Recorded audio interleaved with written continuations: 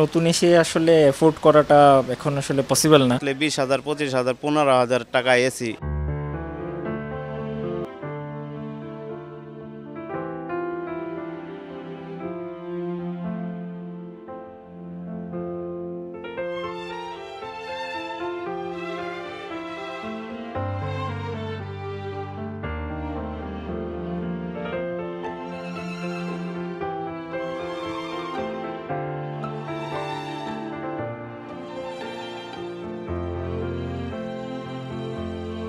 সত্যি কথা বলতে নতুন এসে আসলে এফোর্ড করাটা এখন আসলে পসিবল না। তো এই জন্য চেষ্টা করতেছি যে বাজেটের ভিতরে রিকন্ডিশন একটু ভালোর ভিতরে যদি পাওয়া যায়। আমার রেঞ্জ 20 থেকে 25-এর ভিতরে। তো দেখলাম যে না, সাধ্যের ভিতরে আছে, তো আশা করি হয়ে যাবে।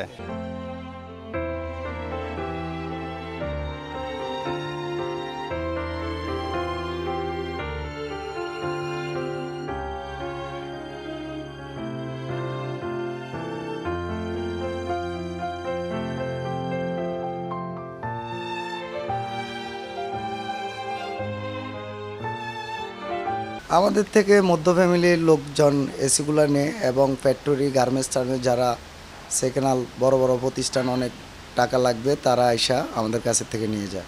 গরমের তাপমাত্রা তো অনেক বেশি, আর দ্বিতীয়ত পুরনো নতুন যে এসিগুলো আছে সেগুলোর দাম তো অনেক বেশি, সবার তো আর এত টাকা দিয়ে কেনার সামর্থ্য থাকে না। তাই অনেকেই যে পুরনো প্রোডাক্টের দিকে ছুটছে। যে এসিগুলো আমরা বিক্রি করতেছি সেই এসিগুলোও আমরা ফিটিং ঝামেলা নিচ্ছি না, কারণ কথা দিয়ে কথা না রাখতে পারলে সেই ধরনের কাজ নিয়ে লাভ নাই তো, বুঝছেন। মানে প্রেশার অনেক, এই বছর অনেক গরম।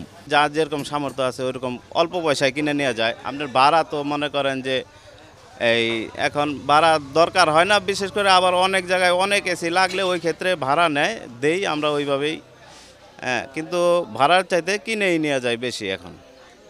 মানে দাম তো এখন কম হিসাবে, আগে তো একটা 1 লাখ টাকা 1.5 লাখ টাকা একটা এসি আসলে, এখন তো আমাদের এইখানে আসলে 20,000, 25,000, 15,000 টাকা এসি পাইতেছে।